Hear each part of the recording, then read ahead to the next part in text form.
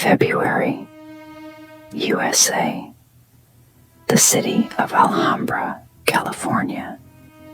Through the victim's eyes, Lana. I'm standing behind the high hostess stand at the House of Blues on Sunset Strip, and my feet are throbbing with exhaustion after an 8-hour shift. I'm 40 years old, and once I was a real Hollywood star, starring in Scarface, playing lead roles in cult movies, and gracing magazine covers. But Hollywood is a ruthless meat grinder that chews up youth and spits you out onto the curb as soon as a fresh, younger face appears on the horizon. Now, I stand here in a black dress, a polite smile fixed on my face, guiding wealthy guests to their tables, earning in tips what I used to make in a single day on set. But I don't give up, because deep inside me burns that stubborn, unquenchable spark that keeps me going, pushing me to send out resumes and attend auditions again and again. I'm developing a comedy act, taking stand-up classes, and believing that the best is yet to come. Because quitting just isn't who I am. The night of February 3rd is coming to an end, and the club is slowly emptying when a short, peculiar man with a wild mane of curly hair and an unblinking heavy gaze approaches my stand. He introduces himself as Phil Spector, and that name immediately echoes in my memory. The legendary music producer, creator of the famous Wall of Sound, the man who worked with the Beatles and the Ramones.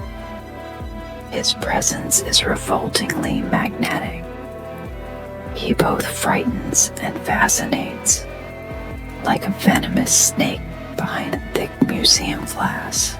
He says he wants to show me his castle, promises an interesting evening and perhaps valuable industry connections. I hesitate, but a sudden flash of hope ignites in my mind. What if this is that very break I've been waiting for so long?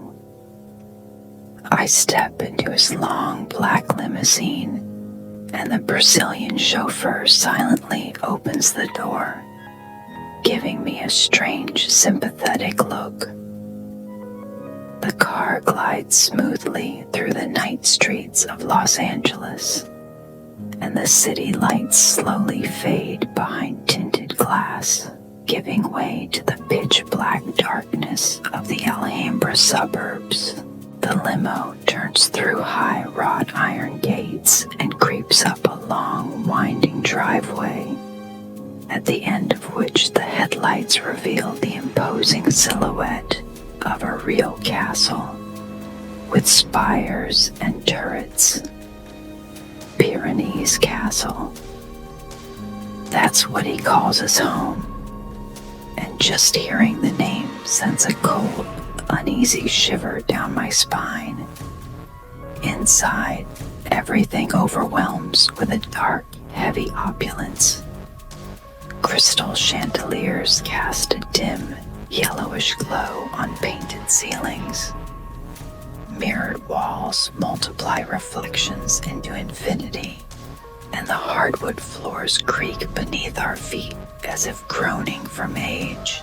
This house smells of money, dust, and a stale, unhealthy atmosphere, like a museum where no one has opened a window in decades.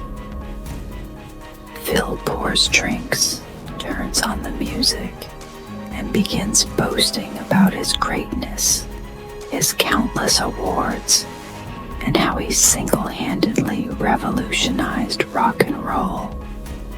But the longer we sit, the more I feel a heavy, dangerous tension build like the stillness before a violent storm. His eyes grow glassy from alcohol, and his voice takes on a domineering, demanding tone that makes me deeply uncomfortable. I softly tell him it's time for me to head home, that it's getting very late and I have an early morning ahead. In an instant, his face turns to stone. His smile vanishes as if someone flipped a switch, and a cold, utter madness flares in his eyes.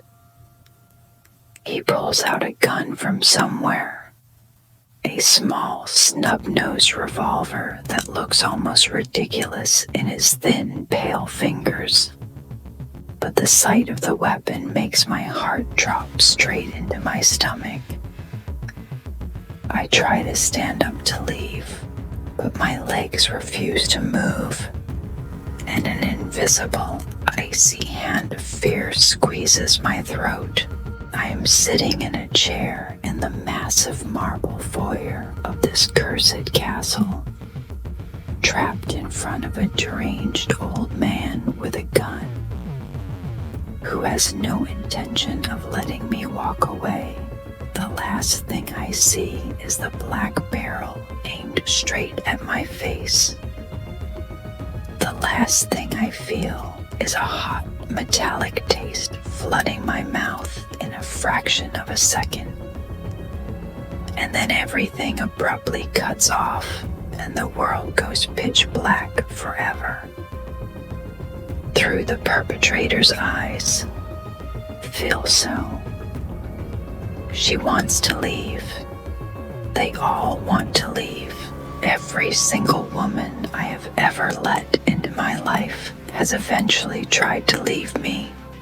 And every time, that thought sparks an unbearable, white-hot fury inside me.